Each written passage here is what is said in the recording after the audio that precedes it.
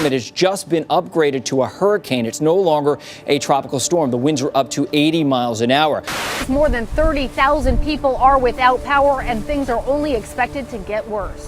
This is all happening right now as we come on the air, and the situation is unfortunately dire. People trapped in their flooded out homes. They are fleeing to their attics, taking to social media, begging for a rescue. It's not clear how many people are still trapped inside their homes about 4 days after the storm hit.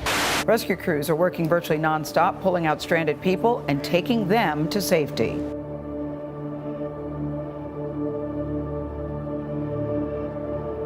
When I was watching the news and seeing how Hurricane Harvey was just really starting to unfold, my heart just broke for the people down there, for the people being impacted, and just seeing how devastating that storm and how powerful that storm was really made an impact on me. Initially, it's a little hard to just comprehend because you're sitting at home in warmth and dryness, but not too far away, there's an entire community that's going through a tragedy that's just truly incomprehensible for any one of us to understand.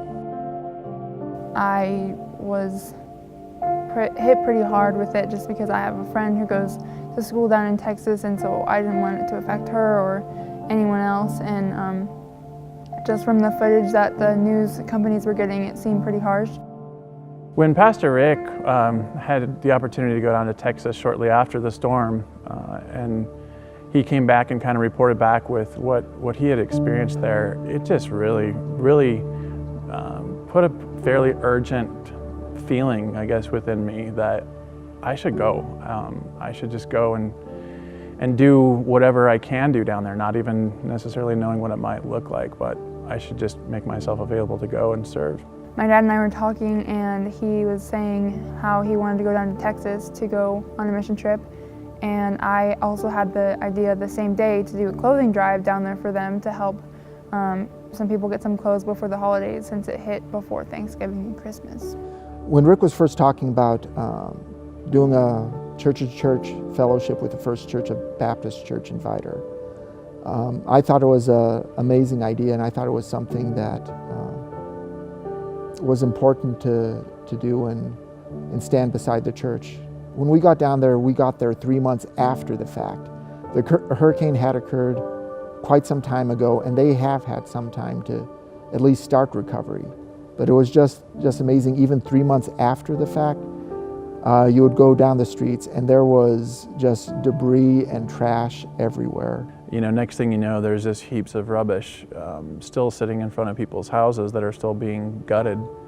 That was heartbreaking. Some of the houses had really big red X's, and that was showing after the police or the Coast Guard had been there, just making sure the houses didn't have any dead bodies in them, so that was really hard to see.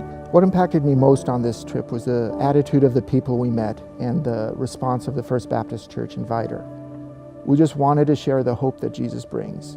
When we sat down and talked to them, after a while they warmed up and they were extremely willing to share everything they went through, all their experiences. And we were able just to sit down and pray and just let them know that the body is still thinking about them and that the church is still thinking about them. This trip did definitely impact how I view treasure, or how I would define treasure. Going down there and being able to visit with these people that literally have nothing. A lot of the people that we met were either underinsured or completely uninsured. And so knowing that every bit of what they have as treasure, what maybe we would consider as their treasure, is just all of a sudden gone and worthless. The most life-changing part of this trip was probably just seeing people persevere through the pain and the heartache. What impacted me most about this is just realizing when tragedies like this happen and you see them on television, it's not just an image. It's something that's happening to real people, and it has real consequences and real effects. So for me, crazy generosity means figuring out how to take it to the next level. If you're truly given crazy generosity financially, then maybe find another way that you can give and have that crazy generosity. Give a little bit more of your time, or if you're not giving any time at all, start, because it is really just an amazing experience to do that. If you feel led or drawn to do something like this is something that anyone can do. Really, any talent that you have is a talent that can be used there. I would love to, and I'm hoping to, put together another trip. I'm actually thinking probably towards the end of March, over spring break, and that's kind of our goal.